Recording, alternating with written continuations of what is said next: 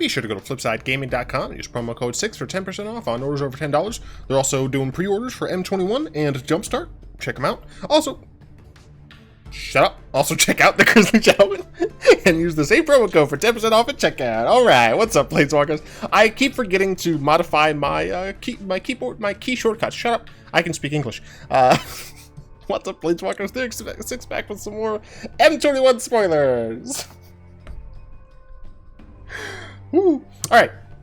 First up, this reprint of Meteorite hasn't been around since Magic Origins. It looks like. When was that? 2015. Holy shit! It's been a while. 5 mana. When it enters the battlefield, it deals 2 damage to any target. Add a 1 mana of any color to your mana pool. All right, they got rid of the mana pool. Whatever, it's fine. It's cool. It's 5 mana, which isn't the best. I would say it'd be good in Brawl, but Brawl is 60 cards, so I feel like it's inherently faster since it's only 60 cards. But I could be super wrong.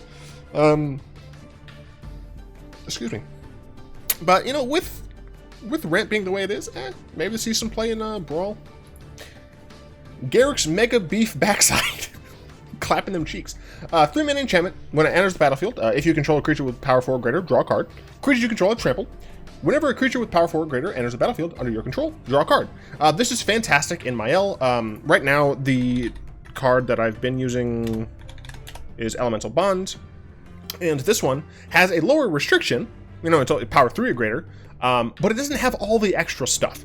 And when I say extra stuff, I mean extra stuff. This gives you a card immediately if you have a big dude. It gives all of your dudes trample, and it has the extra ability. Now, obviously, this is 4 instead of 3, but the fact that it has all this as well, in my opinion, makes it an easy cut. I'm not going to say that this is strictly better than Elemental Bond, because it isn't. If you have a deck full of 3 power creatures, obviously this card's going to do nothing for you. But if you're playing a deck that has mostly 4 power creatures, in Brawl or Commander, because let's be honest, this is not going in Standard, then you're going to play this. So I'm definitely going to try this out in Mael. Technically, Haste is a little bit better than Trample, and the reason for that is because Mael likes to die. People like to target my Mael, and so I just have to start casting my big dudes, which is fine. I have the mana for it, but they have to then wait an entire turn rotation. So, yeah, still, this is, I think, a relatively cool card. Warden of the Woods is a tree with a mustache. Is a 4 green tree folk, 5/7. It has vigilance, cool. Whenever Warden of the Woods becomes the target of a spell or ability an opponent controls, you may draw 2 cards. This, I guess, is a decent card in Limited. Otherwise, meh. It's a 7 mana 5/7 that does nothing. Gather the Healing Quartz. Looks like this dragon is stealing things. 4 mana, sorcery, gain control of target creature until end of turn. Untap it, and it gains haste until end of turn. Add 2 mana of any one color. This is a very strong Act of Treason effect. And the reason is it has a rebate of 2 mana. And it has a rebate of 2 mana regardless of what you target. So you can give one of your own creatures haste, and you get a rebate of 2 mana. You can steal a creature your opponent controls. You have 2 mana. But what's really interesting here is that you can get any color's mana. And I think the reason why that's so particularly interesting is because you can use that creature's abilities. So often, the Act of Treason effects, they give you the creatures, they gain haste. But if what you want is to take a creature with an activated ability, oftentimes you're not going to be able to do that. With this, you could. Obviously, there are situations where creatures are going to have 3 pip activated abilities. By often, I mean not actually very often. You're not going to usually see something with like a blue activated ability cost. But you might even see something with, 2 and 2 blue. And now, as long as you have 2 other mana, you can make the 2 blue off of this and activate that creature's ability, which I think is just very cool. Is it going to see any play immediately or even a lot? Probably not. I don't think so. But it has uses, which I think is really cool. Active Treason has its own uses. I mean, for what it's worth, if you're playing Battlecruiser Magic, which I think Ikoria was Battlecruiser Magic, or Cycling, then Active Treason effects are better, just because of the fact that you get to take their biggest thing and hit them with it, and then you can even sacrifice it or something. But the fact that this exists is just cool. I just like that this card exists. Even if it doesn't see play, I like what it does. Light of Promise is very interesting. 3-mana aura. Enchanted creature has whenever you gain life, put that many 1/1 counters on this creature. What's really funny, the light washed over him, and in the wind, he heard roars of all of the Pridemates who came before him. So this is essentially, let's make your own Ajani's Pridemate, except this is better because this is that many. Pridemate only gets 1 for each instance of you gaining life. So if you gain 5 life, you get 1. If you gain 1 life, you get 1. So this one, if you gain 5 life, you get 5. Now, obviously, this has the the same issues that all auras have of getting horribly, horribly 2-for-1'd. There we go. However, is real powerful if it sticks around. So if you can give it to a creature that has protection or indestructible, that is a lot better. So giving this to something with hexproof in a deck that gains life. So my thoughts are you play this in like some sort of green-white deck that runs hexproof creatures that also gains life. I don't know. Look, I'm not the master. You might see this in Historic somewhere. It's not going to go in the normal mono-white life gain decks. This is much more of a, not combo deck, but a synergy deck that this wants to be in. It's cool though. Riddle Form is seeing a reprint. Sorry. Riddle Form seeing a reprint from Hour of Devastation. It's a 2-mana enchantment you can pay 3 to scry to. Whenever you cast a non-creature spell, you may have it become a 3/3 Sphinx with flying. This goes well into that blue-red prowess, I'll say, draft archetype. But otherwise, I don't think this will see play in Standard. No, I don't see a reason to. Snoozy Boy deserves a nap. This is some sort of dinosaur. It's kind of cute. I don't know if it's supposed to be a Spinosaurus, because that's not what those are supposed to look like. I don't think this is supposed to be any specific dinosaur now that I'm realizing. Like, this thing has an actual nose, which doesn't make sense. But 3-mana, 3/3, Defender. As long as you control a creature with power 4 or greater, this can attack as though it didn't have Defender. So a 2-mana, 3/3 with Defender is already kind of fine in Limited. You know, this holds the ground very nicely. What's important to note is that this is not as long as you control another creature. So if your Snoozy Boy does end up getting a +1/+1 counter, which is what's in the green-white, then you're likely going to be able to, or not likely, you're going to be able to attack with this creature as well. The green-red archetype seems to be the 4 power greater, which is fine. But yeah, I think this is a cool card for Limited. Is it going to see playing Standard? I doubt it. Nah, I wouldn't even play this in my Historic Dinosaurs deck. Because it requires, like, I want to just hit things, and this requires me to have other things in order to hit things, so. Kick Your Aspen, hilarious. 4 mana, 2/3. Whenever you draw a card, Kick Your Aspen gets +2/+2 until end of turn. So it seems like, I could just be wrong about this, but it seems like green has creatures who cares about you drawing cards in order to get buff. I guess that's fine. I like the art on this card because it's Autumn, and Autumn's the best. Does it see play anywhere? No. Conspicuous, I don't know why I say conspicuous. Conspicuous Snoop, literally a goblin looking at someone's houses while they're just looking at them. It's a fucking double red, red, for a 2/2. Play with the top card of your library revealed. You may cast goblin spells from the top of your library. As long as the top card of your library is a goblin card, Conspicuous Snoop has all activated abilities of that card. That boy good. Ugly. Don't get me wrong, ugly. I hate the design of these goblins. But this seems like a strong card in goblins. This could be in like Pioneer, Legacy, Modern playable. I don't know anything about goblins in those formats, but this seems good. Like, it's on rate, which is fine, and it can give you card advantage. It seems strong. Mana Break. This card is very interesting. So 2-mana instant, counter-target spell unless its controller pays 1. Mana Leak, this is not. Having something called, like, we've seen this before in cards like Censor. However, if you control a creature with flying, counter it unless the controller pays 4 instead. Is this going to be an issue? Flash. Mono blue tempo / blue-white skies. This card is going to suck ass to play against, and believe you me, before the end of the year, I'm going to get tilted because of this card. I'm certain of it. the red-green Scream. This is like Leaf Mad Druid. 4 mana for a 4/3 elemental druid. Makes sense. This is the draft archetype. I believe this is the archetypal uncommon for this archetype. Add green, or sorry, tap, add green for each creature you control with power 4 or greater. Seems good. And then 7 and a red. It deals damage equal to its power to target player or planeswalker. Notice, it does not produce red mana. But also notice, it does not need to tap to use its second ability.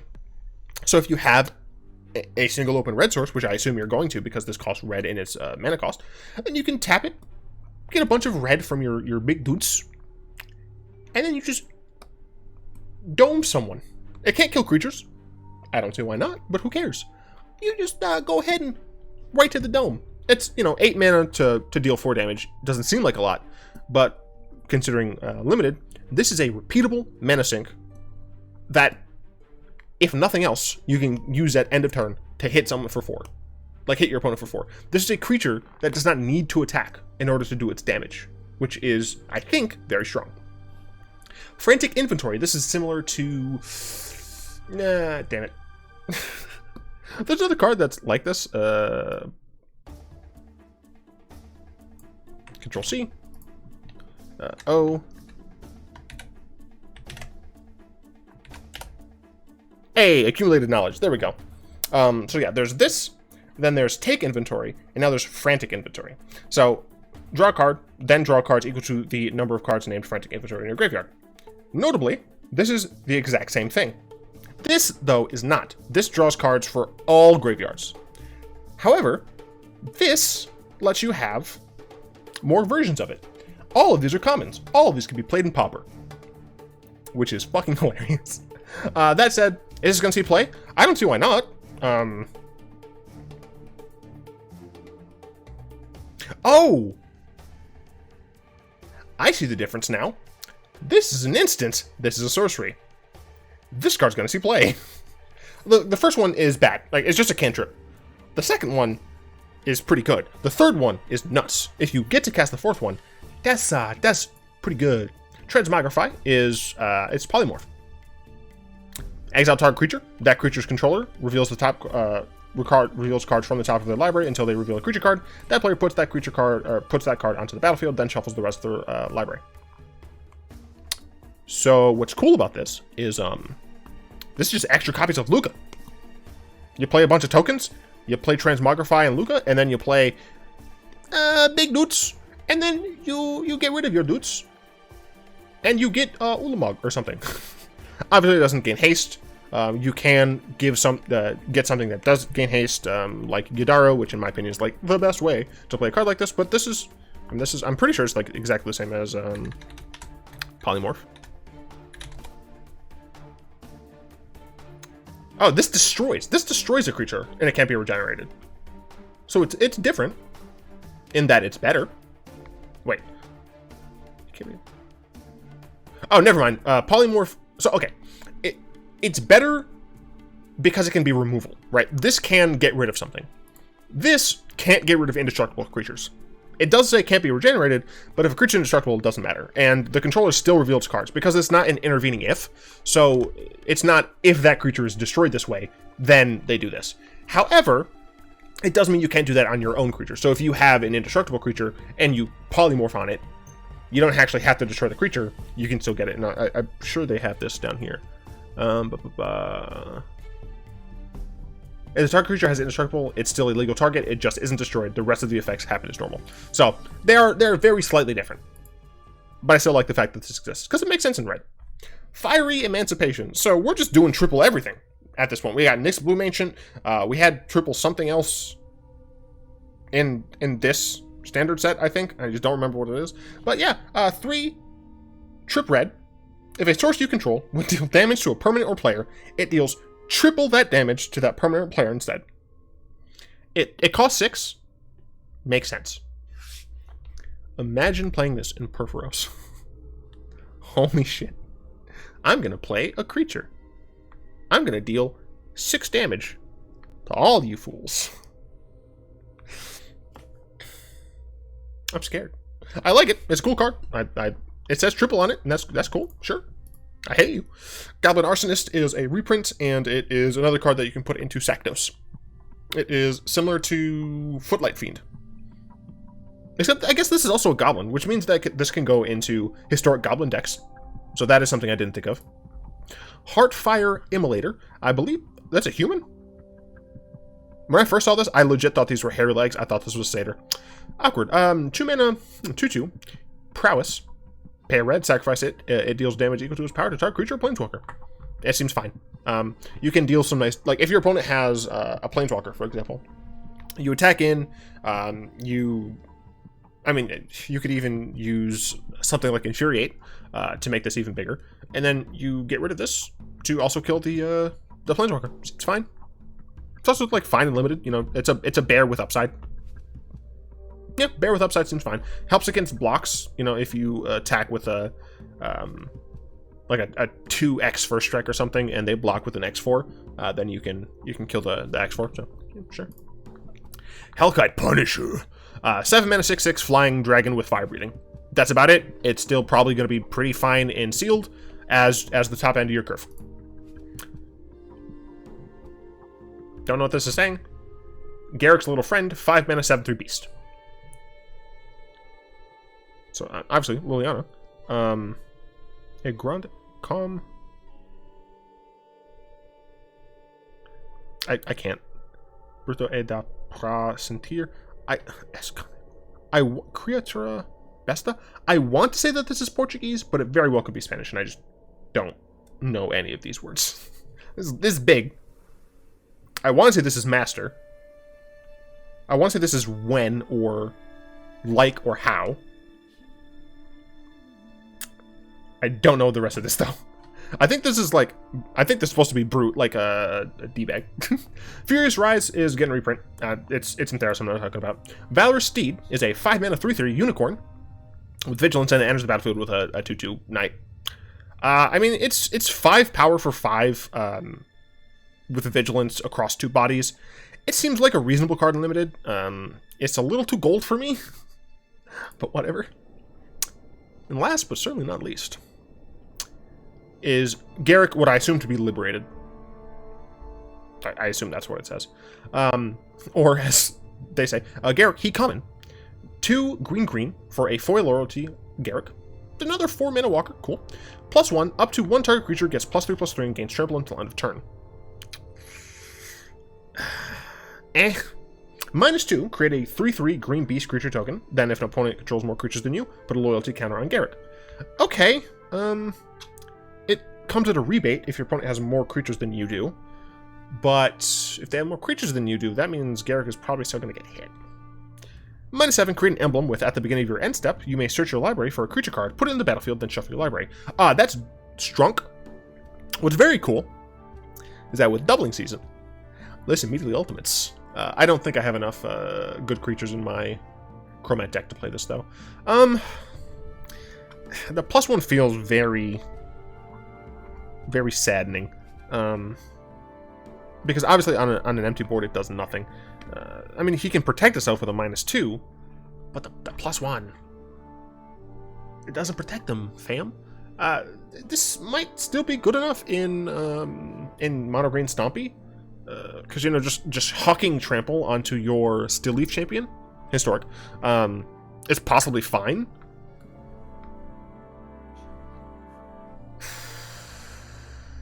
Yeah, then you can just keep getting big dudes. Maybe this sees some play as like a 2-of or something in Mono Green Stompy. But I really don't know. This is the normal Garrick, by the way. I think I like this version a little bit better, because it feels like more of an action stance. Yeah, like this looks like he's mad, but this one looks like he's hunting. But I don't know. But yeah, a little bit of a short one today, but that's fine because I literally recorded a normal thing and then I was on a podcast. So anyway, yeah, I'd like to thank my lovely patrons for the continued support. If you'd like to join them and support the show, you'll find links in the description below. Hope you've enjoyed this video. If you did, go and tap that like button, comment, subscribe, all that good stuff. And until next time, I will be one.